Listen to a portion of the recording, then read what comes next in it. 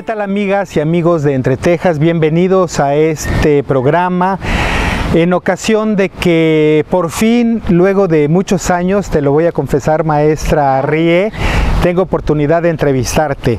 A la maestra Rie Watanabe la conocí en una ocasión en Sinacantán, en un concierto con el grupo Saxebul. Estoy hablando más o menos de 2013.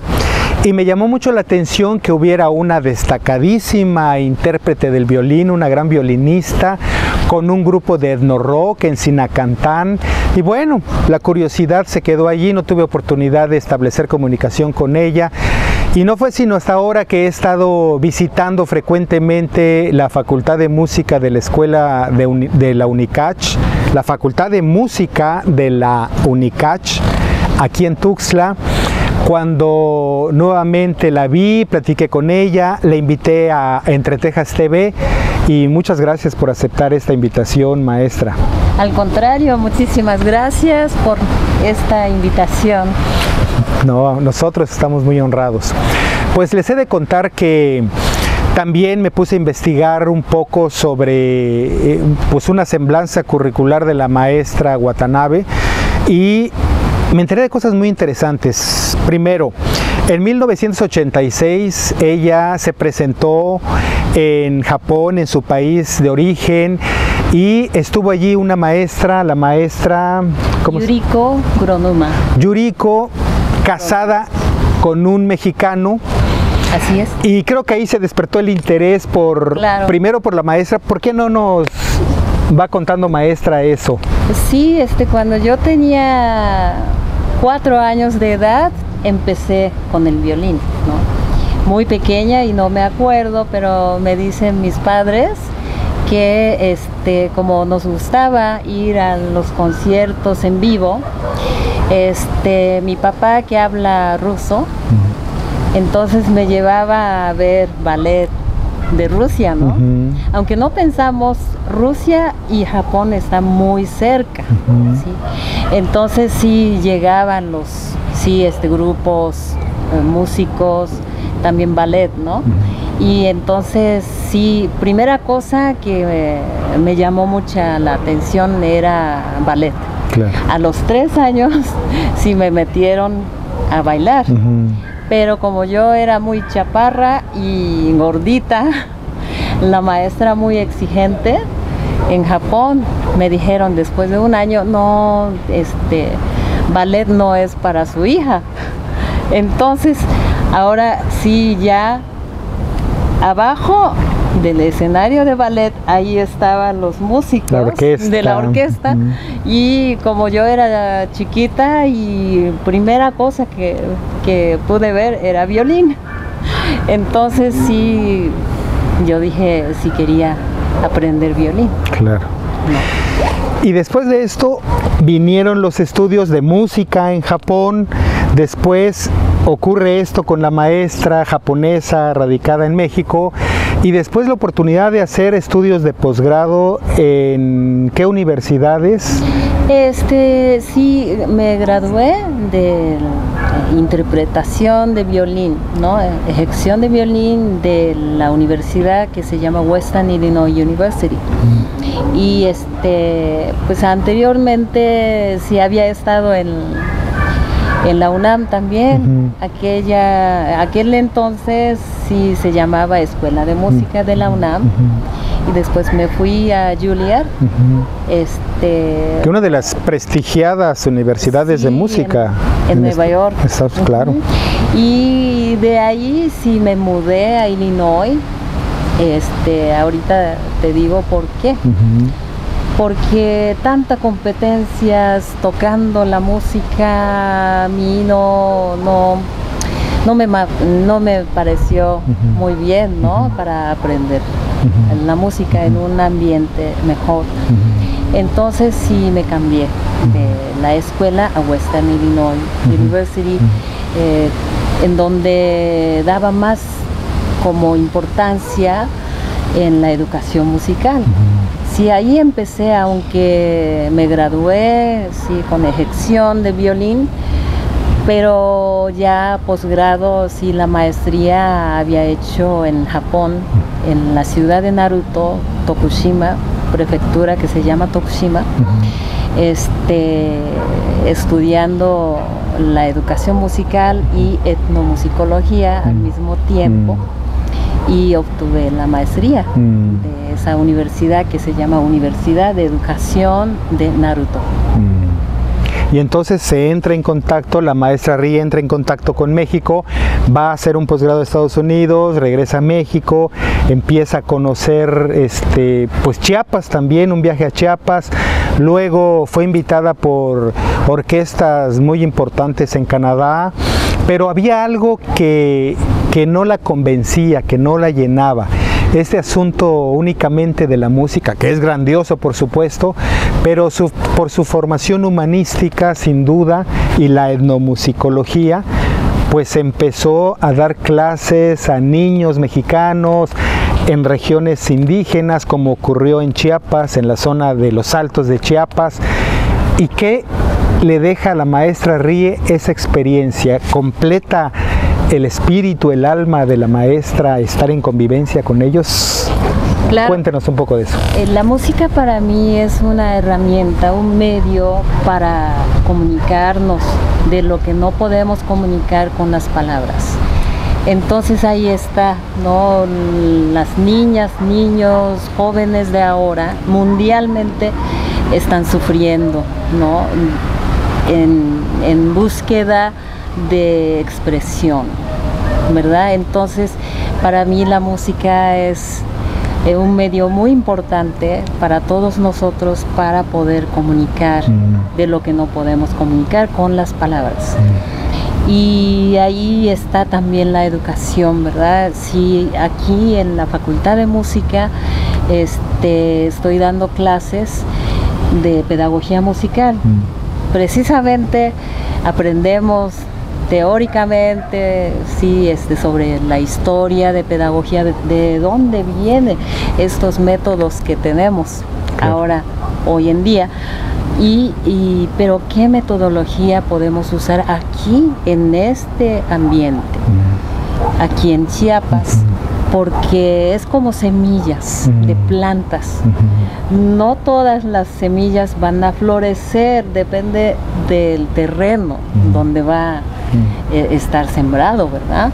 Entonces eso es muy importante porque en Japón también. Primera cosa que yo aprendí era música clásica. Mucho antes de aprender o estudiar nuestra propia música tradicional. Entonces aquí también hay muchos jóvenes que se dedican a la música tradicional y no pueden ver tan fácilmente que hay un camino de ser músico, sí, aprendiendo aquí en la Facultad de Música, ¿verdad? Claro. Entonces, en las clases de pedagogía, todo eso aprendemos, de dónde viene la historia de música, cómo empezamos y luego cómo enseñamos, cómo hemos enseñado a nuestros hijos. Y luego ahora sí en la práctica también llevamos de lo que practicamos en las clases y llevamos a las escuelas de distintas capacidades. En este semestre ya pasado, ya justo estamos que acaba de terminar. Y fuimos a 3 diferentes escuelas y de las cuales todos los niños de capacidad también múltiples, que se llama la escuela CAM, que está por aquí, y llevamos un grupo de los jóvenes que quieren ser maestros.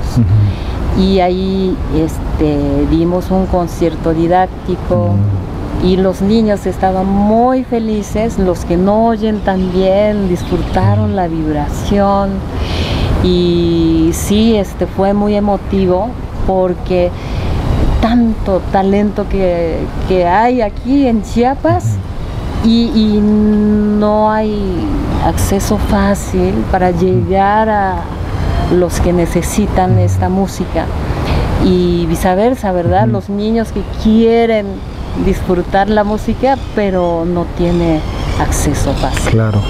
Eso significa, maestra, de acuerdo a su experiencia, que si se le enseña a los niños la música, una cultura musical de ejecución también desde el kinder, desde la primaria, tendríamos como una parte medular de la formación del individuo la cultura musical, la música.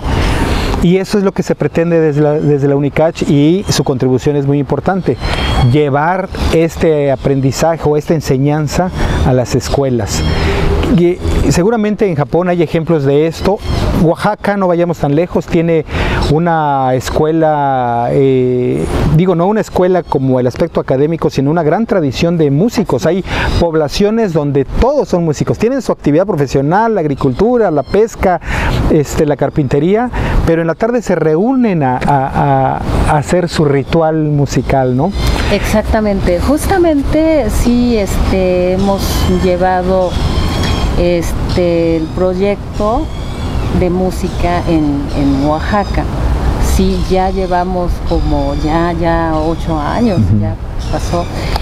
Primera generación, ya para cerrar la generación, fuimos a Japón, haciendo una gira de música tradicional, sí, intercambio musical. Claro. ¿Y cuál era la respuesta de los japoneses que escuchaban la música local nuestra, la que es común? Muy interesante, porque los niños oaxaqueños que en ese proyecto que se llama Automodelo, que todos podemos aportar algo, ¿no? Eso significa automodelo, porque nosotros somos modelos, ¿no? de todos. Entonces ahí cada alumno fue líder de diferentes comunidades. Entonces ellos tenían un cargo bastante pesado de que todo lo que aprende en este taller van a regresar a sus comunidades para enseñar a los demás niños, ¿no? Eso es el proyecto. Cuando fuimos a Japón, justamente antes de pandemia, el marzo de 2019, justo antes.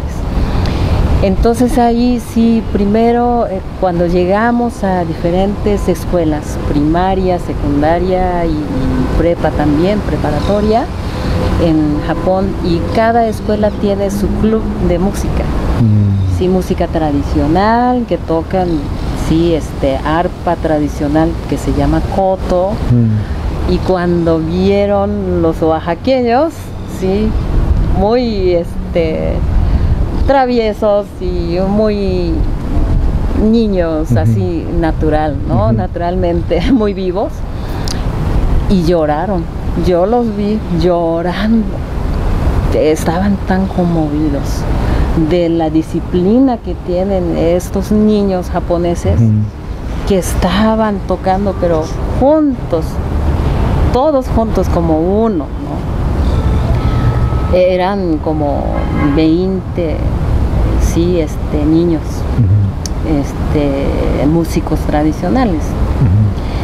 Entonces el día siguiente ya sí, se levantaron muy temprano, estaban ensayando, porque al final de la gira, que duró 11 días, sí, al 10º día ya íbamos a terminar con un concierto, conjuntamente invitando a los niños japoneses, y tocamos mismas piezas también, para convivir a través de la música.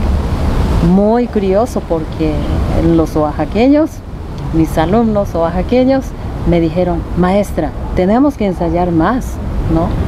Yo no tenía que decir nada de que vamos a ensayar, no. Sí, nació de ellos. Vieron ese ejemplo. Ejemplo, ¿no? Que estaban llorando, no, nos hace mucha falta, ¿no? La disciplina. Disciplina. Y ahora en el lado de los niños japoneses, sí, primero muy serio, muy disciplinado, respetuoso. Luego ya estaban bromeando y ya estaban expresando más.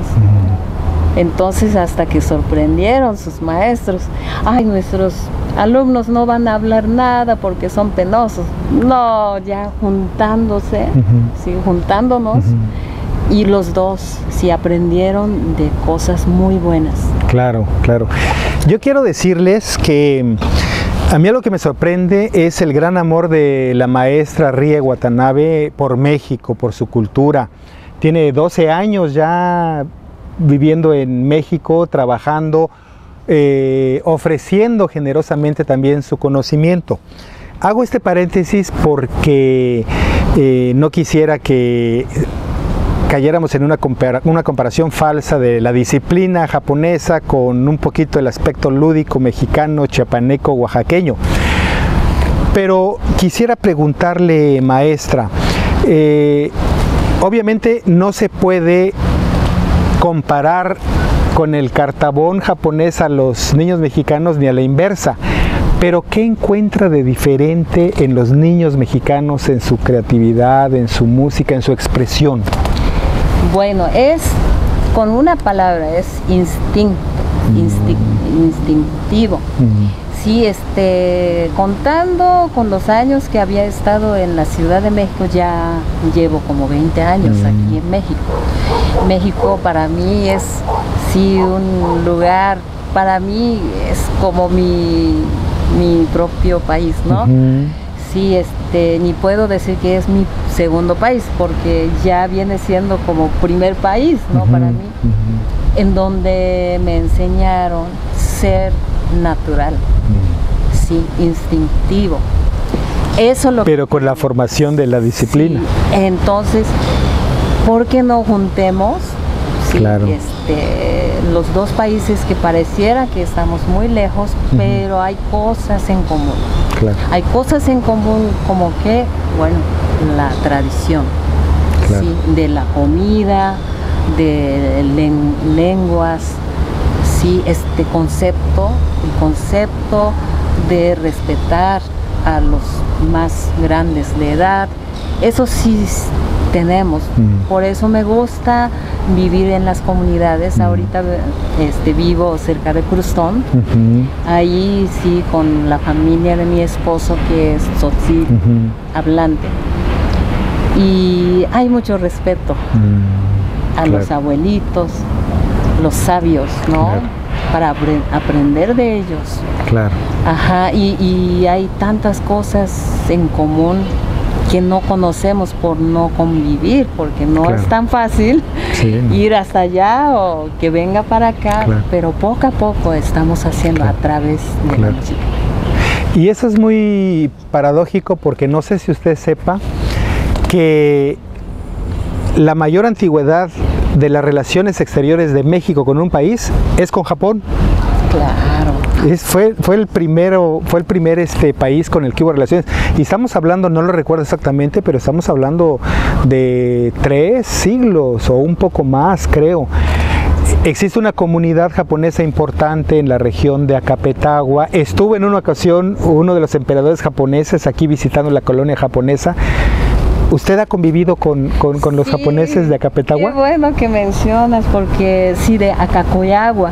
Ese lugar, hace una semana que estuvimos ahí. No, sí, hace una semana y medio sí estuvimos justamente en la tierra de Acacoyagua, cerca de Tapachula, organizando un festival, primer festival, que se llama Matsuri, que quiere decir fiesta en japonés.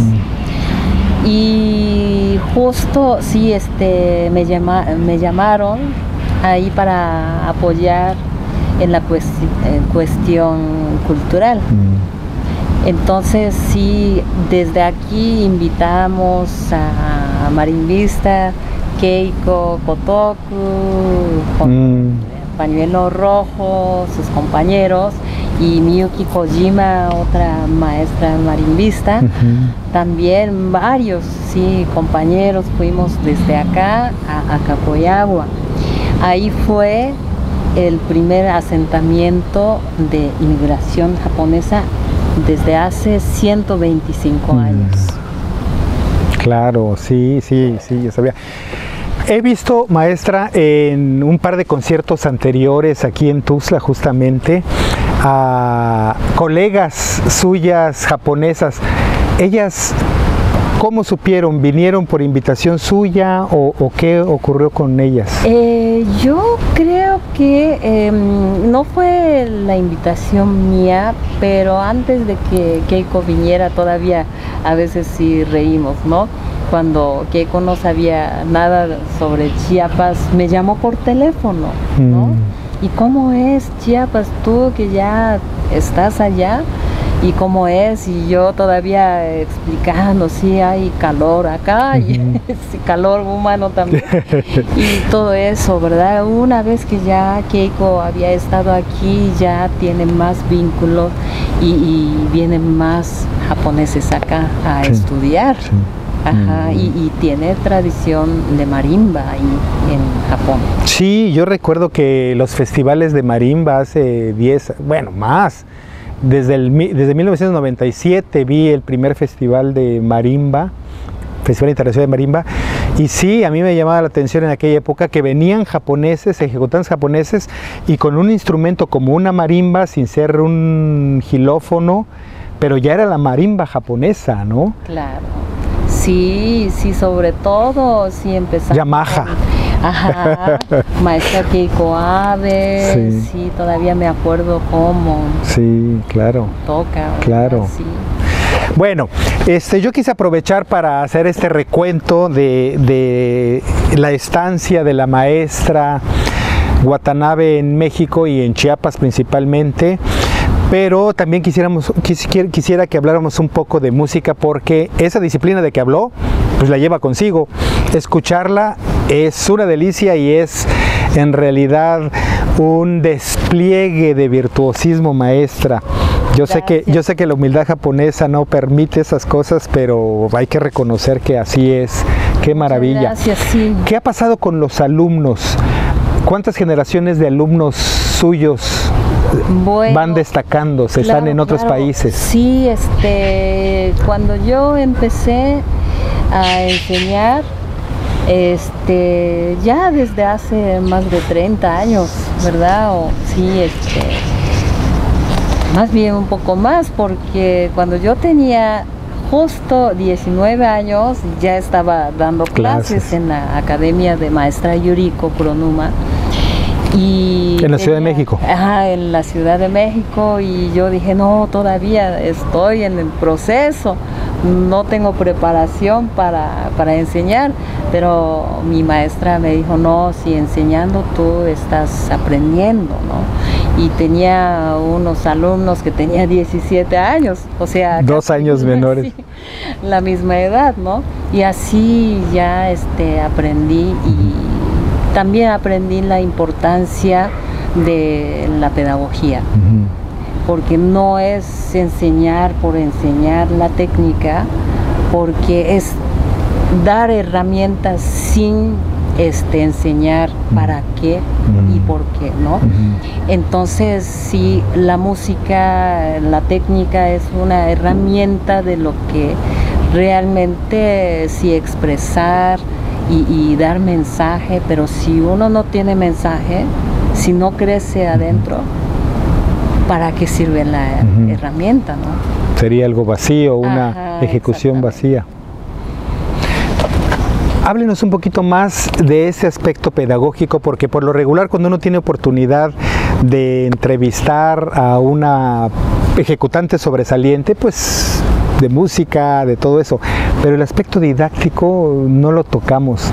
¿Por qué no nos habla un poquito de eso, maestra? Sobre todo en una universidad como esta, ¿no? En esta facultad de música de la UNICACH. En la clase de pedagogía justamente invitamos a diferentes maestros invitados de diferentes campos, ¿no?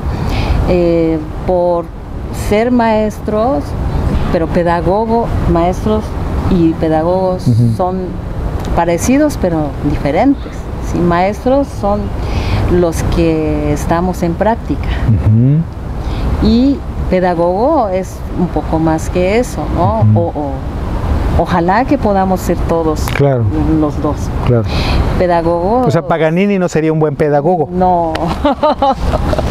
Sí, lástima, pero Claro, no. claro. Es sí, aprender de nuestras experiencias y hacer observaciones y análisis para ir mejorando. Un Eso es ejemplo más- de esto, es decir, tomar el arco y hacer una inclinación especial que ya le dio resultados al ejecutante, eso se le enseña al alumno o a la alumna. Así es, Por ejemplo, detallitos de ese tipo. Claro, buen punto, porque sí, unos maestros que eran muy buenos ejecutantes, pero desde su niñez, ¿no? Y como empezaron muy pequeños, Ujú, y pues eran prodigios, ujú. digamos. Y no hay duda de que los prodigios también entrenaron Ujú. y sí tuvieron sus procesos, pero por no saber si la cuestión como más pedagógica o casi como física. Ujú. Entonces cuando yo preguntaba a algunos maestros, oiga maestro, ¿cómo se debe de agarrar el arco? Ujú. Me decían, como sea, como sea. Sí, si suena bien, pues estás bien. Ujú. Y así. Ujú. O 1000 veces vas a tocar y vas a encontrar una mejor manera. Ujú. Sí, eso fue como pedagogía antigua, ¿no? Pero ayudaría mucho tomarlo de esta manera, con estos... En cambio, esta forma. sí, en Estados Unidos era más sistemático, ¿sí? Y entonces sí me explicaba bien, ¿sí? Hasta que yo entienda, sí, ya me explicaba que sí, el meñique está sí, en el medio de rotación, por eso es muy importante mantener sí, redondo, ¿no? Y cosas así, sí, es muy metódica, ¿no? La enseñanza, eso sí me gustó mucho, pero pues tiene que ir también filosofía, filosofía, psicología también, porque todos los maestros, nosotros hay que conocer un poco de todo, ¿verdad? Porque los casos de los alumnos son tan distintos, vienen de familias muy distintas, nadie somos iguales. O sea, conocer la psique del alumno, sí, su psicología. Claro, aunque sí, metodología que llevamos, que sea lo mejor, pero la parte de los alumnos, si no está abierto su corazón, no sirve, no sirve de nada. Entonces primero hay que acercarnos hacia ellos o meternos en su mundo para que podamos tener buena comunicación. Claro, y yo me imagino que enseñarles y recordarles todos los días la humildad para aprender, la humildad para repetir. Maestra, ¿cómo llegan los alumnos? ¿A usted le toca de los primeros semestres también?